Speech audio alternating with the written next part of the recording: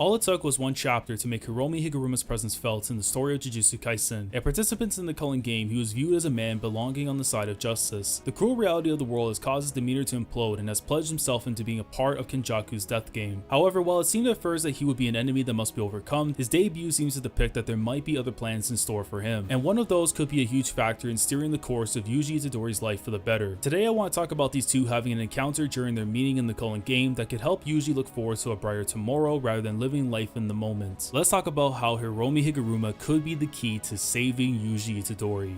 Let's go.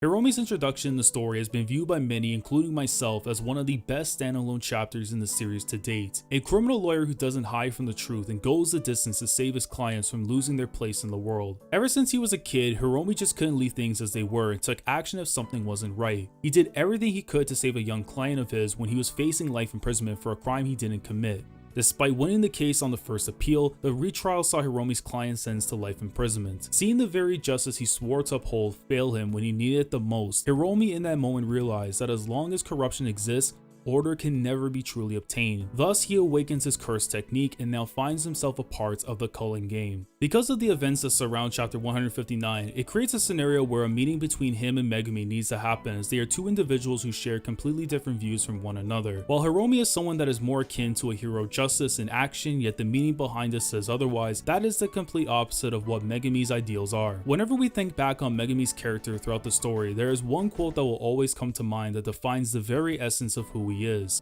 "I'm not a hero, I'm a Jujutsu sorcerer." Megumi isn't someone that goes out to save people because it's the logical thing to do. He doesn't like seeing good people die regardless of the circumstances. Even if the choices he's made in his life were conveyed from his emotions, he's fine with that, as that very thing is what represents who he is and what he stands for. In a way, you can say that Hiromi and Megumi have something in common despite the difference in their views. They both don't like seeing people being treated unfairly, whether it's by the law or misfortune befalling them. They will take action to set things straight, as it allows them to ensure others are treated fairly regardless of their circumstances. While that interaction is something of great interest for all of us, there is one that I need to see happen during the early stages of the Culling Game, and that involves Hiromi and our main protagonist, Yuji Itadori. As I said earlier, Hiromi and Megumi have two completely different mindsets when it comes to their beliefs, yet for someone like Yuji, he stands more in the middle in some regards. While he does consider himself a cog in the system, something we know Megumi shares going back to his inner monologue in chapter 9, Yuji also has views that align with Hiromi's to an extent. Yuji is someone who strongly values life itself, something which Hiromi did when it came to protecting his clients, to the point that he was willing to sacrifice himself for his friends and even complete strangers regardless if he has a connection to them or not. Like with Hiromi's passion to help others as a criminal lawyer, Yuji is the same when it comes to his duties as a Jujutsu sorcerer, as he wants to ensure the right methods are used to achieve the results he seeks. And yet their most common factor they shared was their first time experiences of wanting to kill another person. As we saw in the versus Mahito arc, Yuji was so disgusted with Mahito's actions regarding Junpei that he manifested a real intent to kill for the first time in his life. And while that emotion resurfaced in the Shibuya incident, his demeanor by that point lacked the emotion that came with such feelings. He just wanted to erase Mahito by any means necessary, a hollow shell tormented by the chaos that unfolded, with nothing else on his mind but to destroy his enemy once and for all. In Hiromi's case, after seeing the darkness of the law, having failed to enforce his client to serve life imprisonment for a crime he never committed,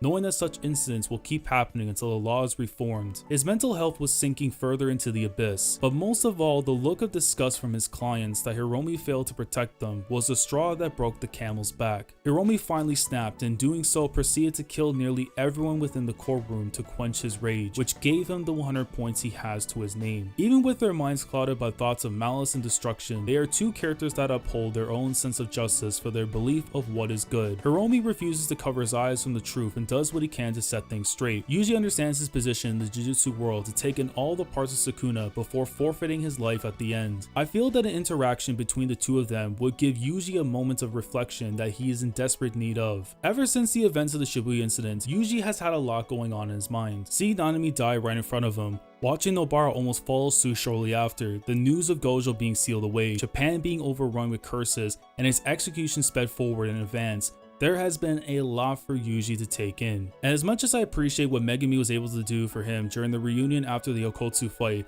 I believe that Yuji needs to hear a different tune from someone that is outside his circle entirely about what he must do going forward. Right now he's in the position of fulfilling his role as a cog to get rid of Kenjaku, free Gojo, continue to acquire the rest of Sukuna's fingers before meeting his end. While he has been someone since the very beginning to follow the guidance of those that have helped him to get to where he is today, we haven't truly seen him decide for himself what it is he wants to do beyond his current role. Yes, he wants to defeat Kenjaku and is willing to go to great lengths to do so, even if it means sacrificing his own life. But deep down in his soul, knowing the bonds he's formed up to this point, the memories he's created with his friends, can he really say to himself that he will throw his life away at the end when all is said and done? A person who values life itself but is ready to discard his own at a moment's notice. It would come across as a contradiction to what Yuji stood for, but at the same time, the current events have led to his mindset to be this way. Everything is going in a downward spiral, and the only thing he can accomplish to ease his burdens is to fulfill the task he's been given, even if it meant forfeiting his life. For a kid who is still 16 years old, that is incredibly saddening to see Yuji in this position. As much as the words from a friend could help in this situation, this is where I would hope he seeks guidance from someone outside of his circle, that person of course being Hiromi Higuruma. Now you're probably asking yourselves this: why would Hiromi have any reason to help Yuji? Hiromi standing out as that person who can help Yuji goes back to what we learned about him in his debut in chapter 159. He tried to do everything within his power to save people from the injustices of the world. It's not because he wanted to save the weak, he just couldn't sit around and watch innocent people suffer due to the impartiality of the law that heavily goes against them. You can even say that by those actions, Hiromi is someone who values life while not outright saying it. And if that is the case, he is the one person whose words could help Yuji reconsider his approach on life and how he could find another way to live beyond his judgment day. We know they are destined to meet at some point in the Tokyo 1 colony, so it's very likely that they will end up fighting each other in this arc. Considering what is at stake for Sumiki and Megumi's request to save his sister, Yuji would try to defeat Hiromi without killing him to ensure he can use Hiromi's points to free Sumiki from the Culling Game. If during the fight, Yuji is able to convey that to Hiromi that he was trying to do what he can to save a life that has been brought into harm's way, Hiromi may be convinced to hear Yuji out, as in a way it would be looking at a younger version of himself trying to do what he can to set things straight. And after the battle is over, this is where I can see the two of them have a talk about why Yuji is going so far for someone else's sake but his own. Hiromi would serve both as a judge and as Yuji's therapist to hear out what our protagonist is feeling at the moment. As an adult who has seen lives ruined countless times during his tenure as a criminal lawyer, right before Hiromi is a kid that is teetering towards letting his life fade when his mission is over, he could help Yuji to reconsider his options and find a different solution that allows him to defeat Kenjaku while also finding a way to live after acquiring all of Sukuna's fingers. So far, every attempt we've seen of Hiromi trying to save someone led to failure in the end. This would be his first genuine victory at saving someone, and the law wouldn't be able to do a thing to prevent any issues from occurring. The law wouldn't be a problem at all in this case, but Jujutsu headquarters is something to worry about. It will take quite an effort to overcome HQ if they decide to continue to come after Yuji beyond the events of the Culling Game, should he choose to live and find another way to get rid of Sukuna. At best, the most likely option is for Yuji to fight against the organization and bring them down, whether it's by completely destroying the organization or rebuilding it from the ground up. While their full strength is yet to be determined, it would give Yuji and Arcas a chance to strengthen their forces in case of a potential fight either before or after Kenjaku is defeated, with the latter being the likely and safest solution. Hiromi's full capabilities are yet to be tested as of the recording of this video, but should he prove to be a fighter capable of holding his own weight, he could be a nice addition in help of taking down Jujutsu headquarters. Of the encounters I wish to see Hiromi have during the Culling Game, the one I hope would prove to be the most memorable and important of them is the one with Yuji. This could be the moment of clarity we've been in need of for Yuji's character to finally start tackling at some of the issues that he's struggling to deal with. It would give a new character further meaning to his role in the story while redeeming himself for failing to save people by finally saving someone in need of guidance. And in doing so, Yuji would then find solace within himself to look beyond his mission and plan to live out a life with the people he holds dear. So when his time does come to pass away,